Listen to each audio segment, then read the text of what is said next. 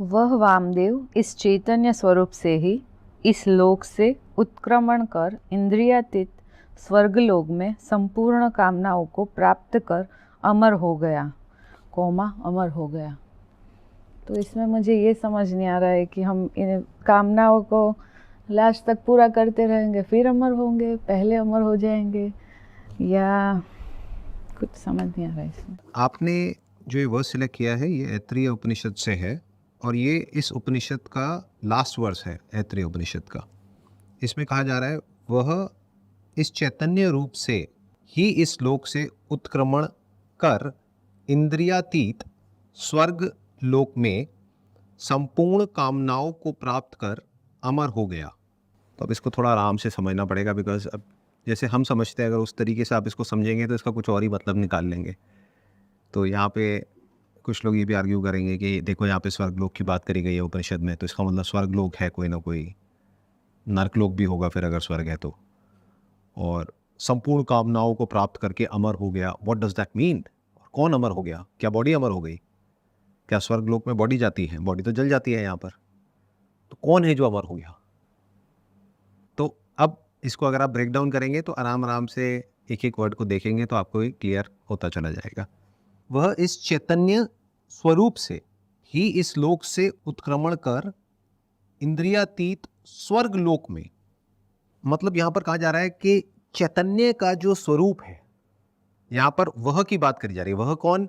जो आत्मज्ञानी है, जिसको आत्मज्ञान हो गया है, जिसको आत्मबोध हो गया है और जिसने चैतन्य स्वरूप को सिर्फ थ्योरेटिकली नहीं समझा है बल्कि प्रैक्टिकली एक्सपीरियंशली समझा है और ये भी समझा है कि वो मुझसे अलग नहीं है, वो मैं ही हूं।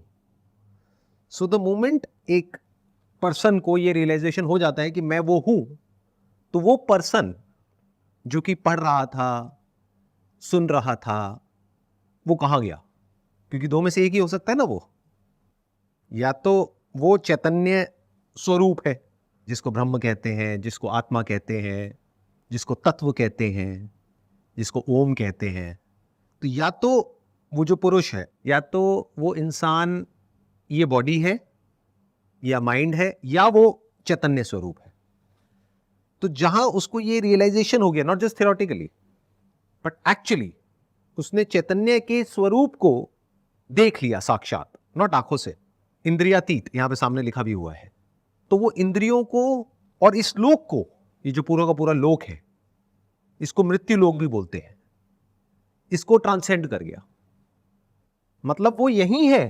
ट्रांसेंड कर गया मतलब ये नहीं कि वो भाप बन गया या उड़ गया, क्योंकि ये भी इमेजिनेशन कुछ लोगों के माइंड में आ सकती है जो बहुत ही मिस्टिकली सोचते हैं और प्रॉपर्ली चीजों को नहीं देखते हैं, प्रॉपर्ली नहीं समझते हैं। तो ये कहा जा रहा है कि वो इस मृत्यु लोक में रहते हुए ही, इंद्रियों के रहते हुए ही, मन बुद्धि चित्त अहंकार के रहते हुए ही उस सबको ट्रांसेंड कर गया। और कहां पहुंच गया? वो इंद्रियातीत, यानी इंद्रियों से भी जो अतीत है, इंद्रियों से भी जो पहले है, जो पहले ही विराजमान है।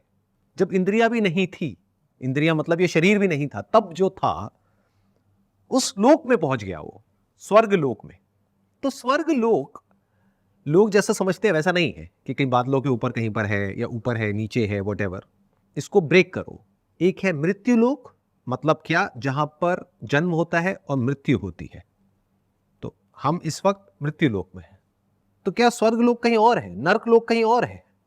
स्वर्ग लोक, ध्यान से समझो, स्वर, जहां पर स्वर है और उस स्वर के बारे में आप जानते हो, not just theoretically but actually, और ये भी समझते हो कि वो जो स्वर है, वो जो नाद है, जिसको अनंत नाद भी बोलते हैं, वो मुझसे अलग नहीं है, वो ही मैं हूं। तो आप स्वर्गलोक में हो। अब आप जन्म और मृत्यु से परे हो। लेकिन अगर आप ये नहीं जानते हो और आप अपने अहंकार के हिसाब से चल रहे हो, काम क्रोध लोभ मद मोह इसके हिसाब से चल रहे हो, तो यही नर्कलोक है, कहीं दूर थोड़ा ही है। तो बहुत सारे लोग हैं जो नर्क में जी रहे हैं, यहीं पर इसी लोक में, क्योंकि इसी लोक की बात हो रही है। जिसने ये कहा है, जिसने ये सुना है, जिसने ये लिखा है, सब इसी लोक से है। इसी धरती पर ये सब हुआ है, कहीं किसी दूसरे प्लेनेट की बात नहीं हो रही है। तो यहीं पर सब कुछ है। जब आप उस स्वर से, जो कि अनादिकाल से है, यानी ये सब जो हमको दिख रहा है, ये सब एक स्वर नहीं है तो और क्या है? रॉ फॉर्म में अगर देखा जाए तो जहां पर वाइब्रेशन है वहां पर साउंड है. You may or may not be able to perceive it with your ears, but you may need some other instrument to perceive it. जैसे ये है तो ये भी स्वर है, जहां पर वेव है वहां पर स्वर है.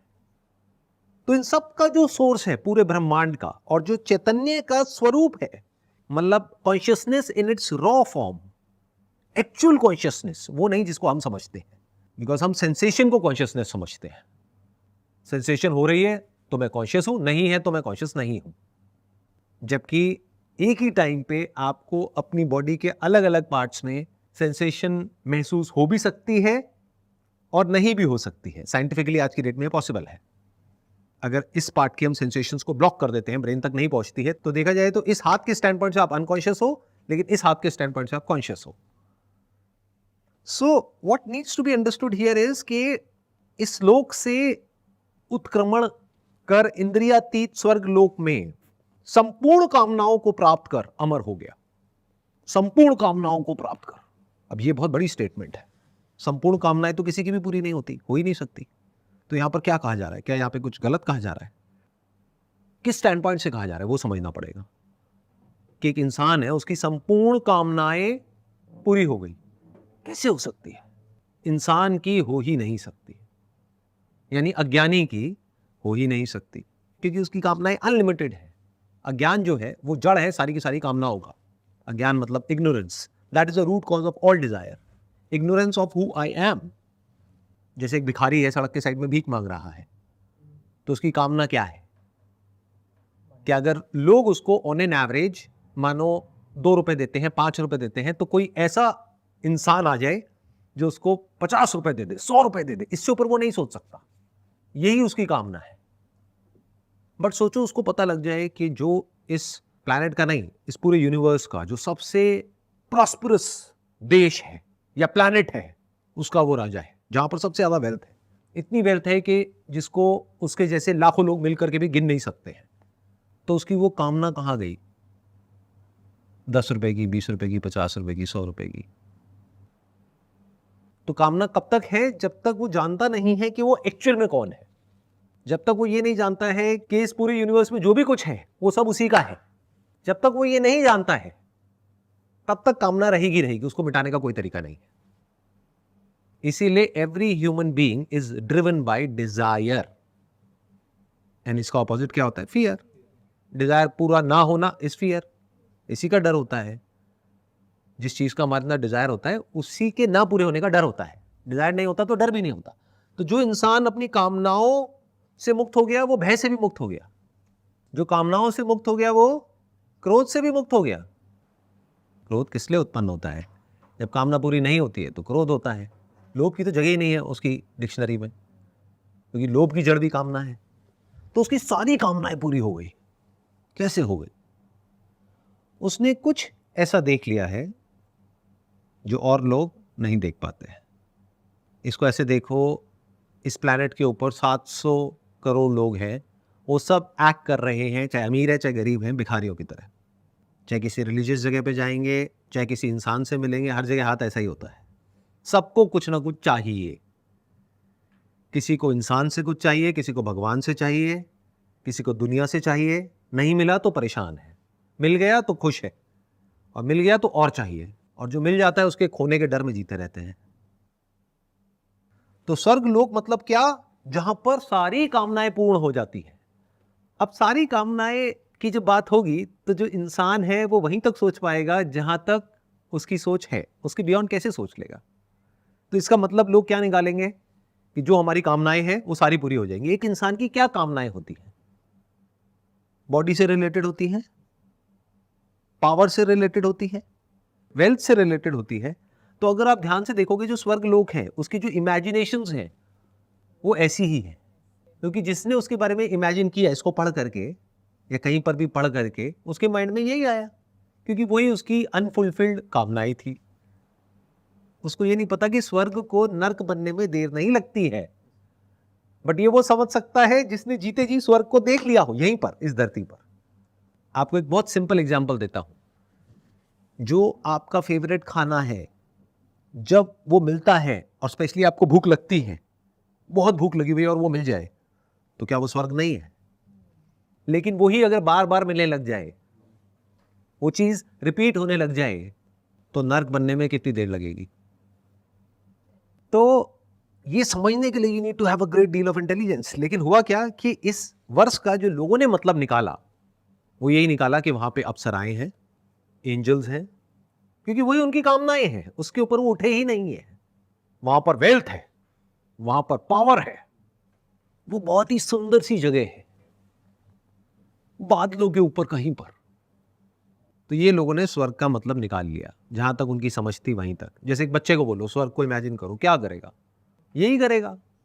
तो बड़े देखने में बड़े लगते हैं, दिमाग से बालक बुद्धि है। ये बात समझने के लिए और एक्सेप्ट करने के लिए बहुत करेज चाहिए, बिकॉज जब आप इस बात को समझ जाते हो और एक्सेप्ट कर लेते हो, तब गुंजाइश है कि शायद आप कुछ और बड़ा डिस्कवर कर पाओगे। नहीं तो शरीर बड़ा हो जाएगा, लेकिन दिमाग से बच्चे ही रहोगे और बच्चे बन करके ही मरोगे। 99.99999999% लोग ऐसे ही हैं इस दुनिया में। करोड़ों अरबों में कोई एक की मैं बात नहीं करता। तो दुनिया ऐसी ही है। मतलब क्या है? बिल्कुल बच्चों के जैसी उनकी बुद्धि है। तो ऐसे ही स्वर्ग को इमेजिन कर लिया, जहां पे सारी कामनाएं पूर्ण हो रही है।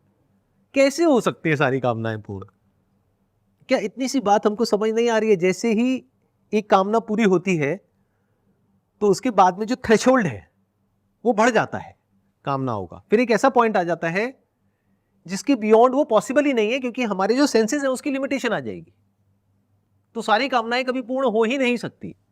जैसे आपके अंदर खाने की कामना है, तो एक ऐसा पॉइंट आएगा जब पेट भर जाएगा, अगर फिर भी खाते गए तो पेट फट जाएगा। तो सारी कामनाएं पूर्ण हो कैसे सकती हैं? It is not possible. मुझे और चाहिए, और की क्या डेफिनेशन है? और तो कितना भी मिल जाए वो कभी खत्म ही नहीं होता है।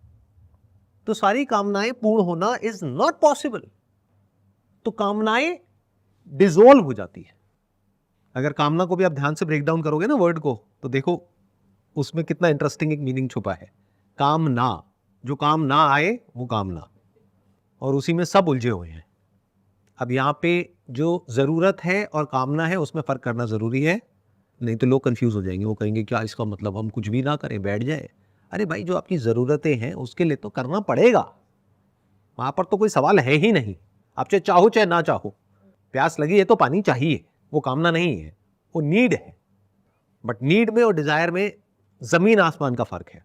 जैसे मोक्ष चाहिए या ऐसा अल्टीमेट कुछ, वो भी नहीं पूरा होगा, या ऐसे कामना उठना ही गलत है? जो स्पिरिचुअलिटी रिलेटेड कामनाएं होती हैं उसकी भी जो जड़ है वो अज्ञान है। अज्ञान मतलब क्या? कि हमें ये लगता है कि हम या तो ये बॉडी है, या फिर अगर बहुत ज़्यादा आपने स्पिरिचुअलिटी पढ़ ली है और अच्छे से नहीं समझी है, तो दिमाग में क्या आ जाएगा कि मैं बॉडी तो नहीं हूँ, लेकिन मैं एक जीव हूँ।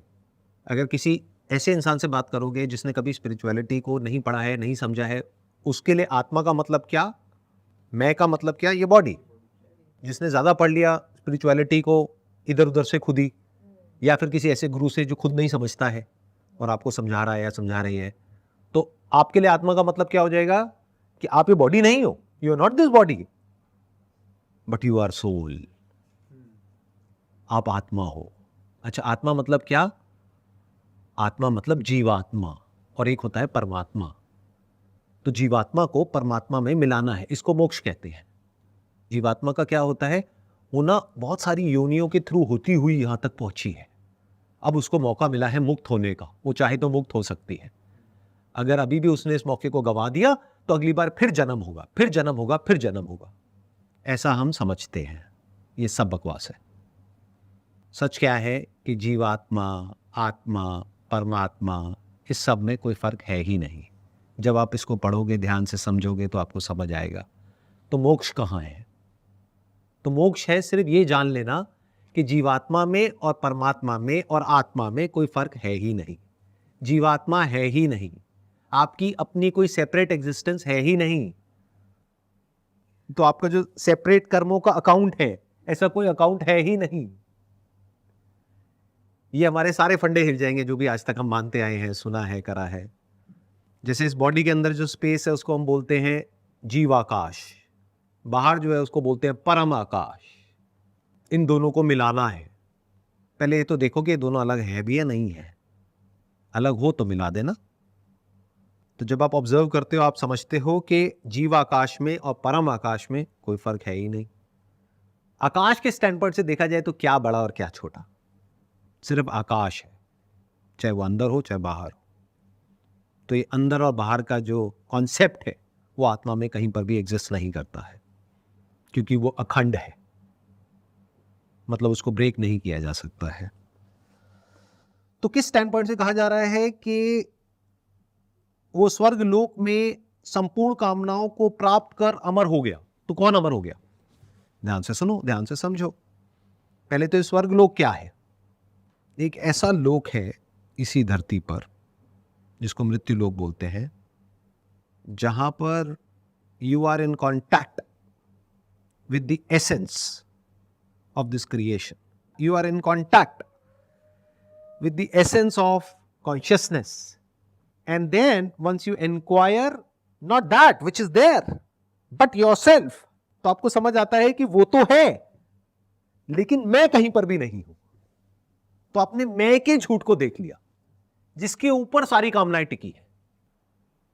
मैं अगर ये बॉडी हूं, मैं अगर जीव हूं, मैं इस यूनिवर्स से अलग हूं, मेरी अपनी अगर कोई सेपरेट एग्जिस्टेंस है तो मुझ में कामनाएं हैं। और ये कॉन्सेप्ट कि मैं सेपरेट हूं आपसे या पेड़ पौधों से या जानवरों से या इस पूरे यूनिवर्स से, इसी को अज्ञान बोलते हैं। तो अज्ञान जड़ हो गई सारी कामनाओं की। तो जिसने ये देख लिया कि कहीं कोई सेपरेशन है ही नहीं, तो वो क्या कहेगा? चाहे कहे या ना कहे, अपने अंदर क्या कहेगा? अहम ब्रह्मस्मि, मैं ही वो सुप्रीम रियलिटी हूं। और उपनिषद में ये भी कहा गया है तत्त्वमसि, आप भी वही हो, चाहे जानो या ना जानो, चाहे मानो या ना मानो, उससे कोई फर्क नहीं पड़ता है। कुछ भी बोलते रहो, कुछ भी सोचते रहो, सत्य यही है।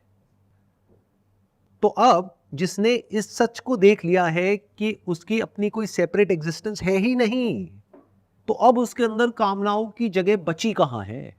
उसने ये देख लिया कि जो भी कुछ इस यूनिवर्स में है उसका जो मटीरियल कॉज है, that material cause is not different from me, that is me, मैं ही वो हूं।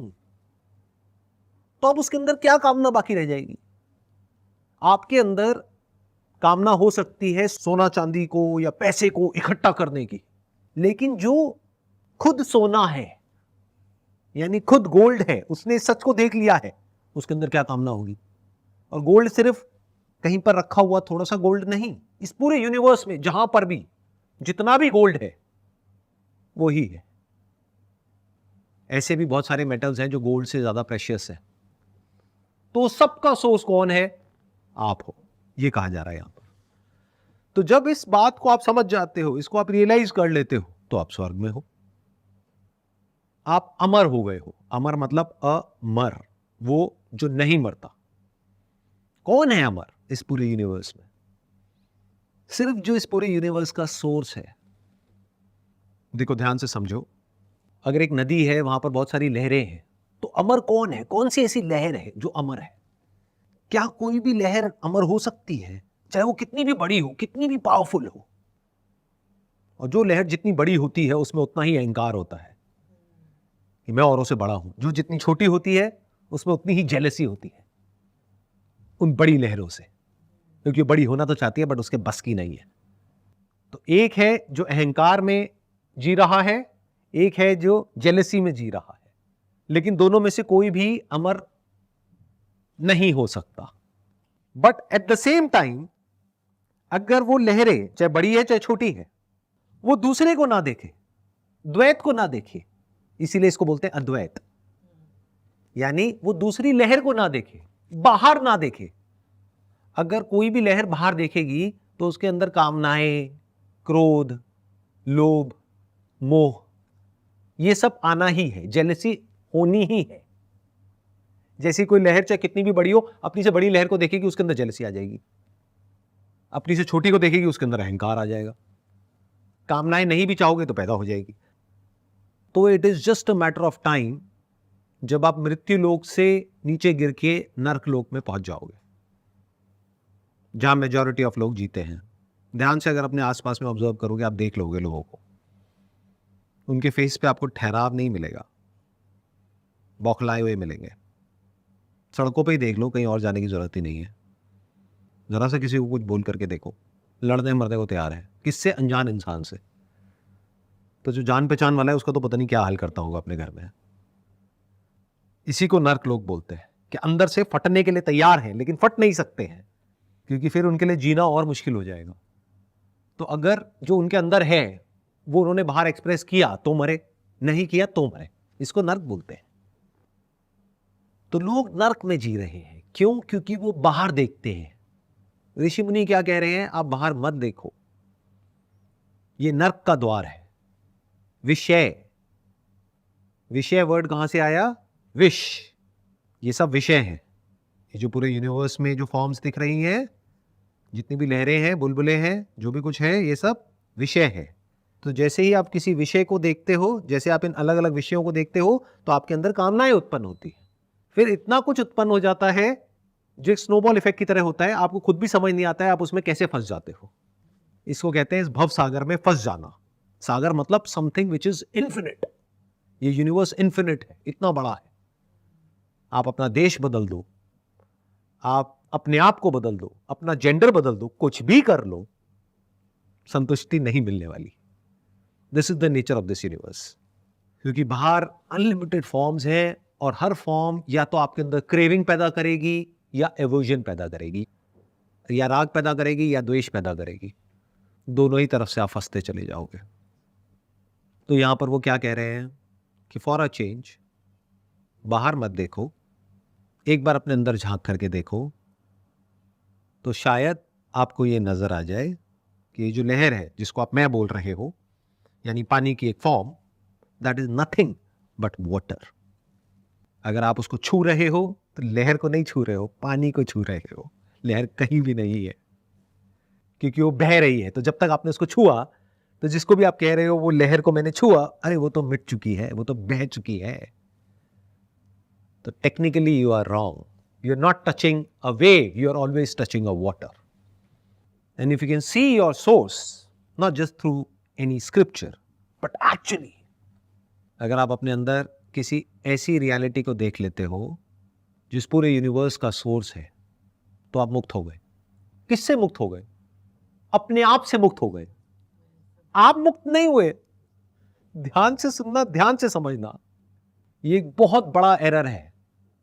आपको बहुत सारे ऐसे गुरु मिलेंगे जो आपको कहेंगे कि मैं आपको मुक्त करा दूंगा। उनसे पूछो मैं को मुक्त करना है या मैं से मुक्त होना है? मैं को मुक्त नहीं करना है, मैं से मुक्त होना है। मैं is a false entity, it's a false concept, it's just a narrative which is there in your mind, it's just for name sake. In reality कहीं पर भी नहीं है। तो एक लहर को लहर से फ्री नहीं होना है, यानी लहर को मिटाना नहीं है। जिस वक्त वो लहर है, यानी जीते जी इस सच को देख लेना है कि लहर कहीं पर भी नहीं है, सिर्फ पानी ही पानी है। अब पूरी दुनिया में लोग कुछ भी बोलते रहे, उससे क्या फर्क पड़ता है? इसको बोलते हैं मुक्ति, इसको बोलते हैं मोक्ष। अब वो जो लहर है जिसने इस सत्य को देख लिया है कि मैं हूं ही नहीं, तो वो क्या कहेगा? या तो वो कहेगा मैं नहीं हूं, परमात्मा ही है। इसको भक्ति कह सकते हो। बट वहां पर कोई सेपरेशन नहीं होगा भक्त में और जिसकी भक्ति की जा रही है उसमें। अगर सेपरेशन है तो वो भक्ति नहीं है, वहां पर कामना होगी, चाहे वो कामना मुक्ति की ही क्यों ना हो। There can't be any desire, अगर राइट अंडरस्टैंडिंग से आप वहां तक पहुंचे हो तो एक लहर क्या कहेगी जब उसके अंदर भाव उठ रहा है कि पानी ही परमात्मा है? इसको भक्ति कहते हैं। एक ज्ञानी क्या कहेगा? मैं ही पानी हूं। अब वहां पर कोई अहंकार नहीं है, ये सत्य है। तो घटिया से घटिया लहर भी मैं हूं, अच्छी से अच्छी लहर भी मैं हूं। अगर आप कॉन्सेप्चुअली देखोगे तो सुर भी मैं हूं, असुर भी मैं हूं। सुर मतलब वो जो इस यूनिवर्स में एक सुर है उससे जुड़े हुए हैं। असुर वो जो एक सुर है इस यूनिवर्स में जो बहुत ही सटल है, जो इंद्रियों के परे है, मन के परे है, बुद्धि के परे है, जिनको उसके बारे में कुछ अता पता नहीं है। और उनके जो जीने का जो सेंटर पॉइंट है वो सिर्फ और सिर्फ अहंकार है। उनके लिए इस शरीर के अलावा और कुछ इस दुनिया में है ही नहीं, और अगर है तो वो उसको यूज करेंगे अपनी पावर्स को बढ़ाने के लिए, वो असुर। जब इस तरीके से आप देख लेते हो तो आप जीते जी, मरने के बाद नहीं, आप स्वर्ग लोक में हो, एक ऐसा लोक जहां पर इतना मधुर स्वर है जिसको अगर आप अच्छे से समझ सकते हो तो वहां पर आप चाहो भी तो कोई कामना बाकी नहीं रह जाती है। तो वह जिसने इस तरीके से जान लिया है वो संपूर्ण कामनाओं को प्राप्त कर, यानी कामनाओं की जो जड़ है वो कट गई, अज्ञान ही कट गया। कामना किसके अंदर है? लहर के अंदर ही तो है। लहर जो है ही नहीं, उसके अंदर इतनी सारी कामनाएं हैं, किससे रिलेटेड? लहर से रिलेटेड। सोचो पानी के अंदर क्या कामना होगी? वो पानी जो नदी में भी है, समुद्र में भी है, इस प्लैनेट पर भी है और प्लैनेट्स पर भी है, चाहे हमें पता नहीं है, उसके अंदर क्या कामना होगी कि मुझे और कुछ चाहिए, जो चाहिए वो भी पानी का ही बना है। तो ये बिल्कुल ऐसा हो गया, पानी को और पानी चाहिए। तो अगर कोई अच्छे से समझ जाएगा तो उसकी सारी कामनाएं मिट गई, पूरी नहीं हुई है, मिट गई, उसकी जड़ ही कट गई, क्योंकि कामनाएं पूरी हो ही नहीं सकती, क्योंकि वो है ही नहीं, क्योंकि वो ऐसी एक एंटिटी पे टिकी है जो है ही नहीं।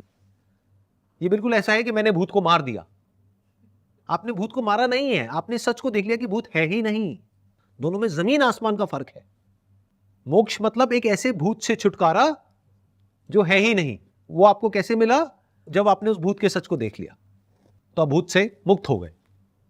किस भूत से? जो है ही नहीं, जो था ही नहीं। तो वो अमर हो गया। अमर क्यों हो गया? क्योंकि अब वो लहर तो मिटेगी, उसको बचाने का कोई तरीका नहीं है, लेकिन पानी को मिटाने का कोई तरीका नहीं है। लहर मिट जाएगी, यानी उस ज्ञानी की बॉडी तो मिट जाएगी, बट उसके अंदर मौत का कोई भय नहीं है, क्योंकि वो इस बॉडी से पहले भी था और इस बॉडी के जाने के बाद भी वो हर जगह है। और जब मैं हर जगह बोल रहा हूं तो it covers the entire realm of space and time. एक ऐसा भी वक्त होगा जब प्रलय होगी, यानी कि लय हो जाएगा।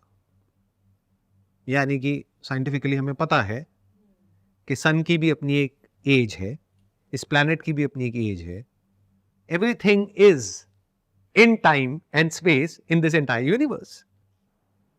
तो सबका लय हो जाएगा, लेकिन जो सबका सोर्स है वो कैसे मिटेगा? That source is me. इसलिए ये कहा जा रहा है कि जो ज्ञानी है वो अमर हो गया है। ये कहना गलत है कि वो अमर हो गया है, अगर आप अच्छे से समझ करके बोलोगे, क्योंकि वो अमर ही था, उसको पता नहीं था। आप अमर ही हो, चाहे आप जानो या ना जानो, चाहे आप ज्ञानी हो या अज्ञानी हो, चाहे आप इसको समझते हो या नहीं समझते हो, उससे कोई फर्क नहीं पड़ता है। एक लहर जो जानती है कि मैं पानी हूं, दूसरी जो नहीं जानती कि मैं पानी हूं, उससे फर्क क्या पड़ता है? दोनों ही तो पानी है। एक जानता है, एक नहीं जानता है। How does it matter?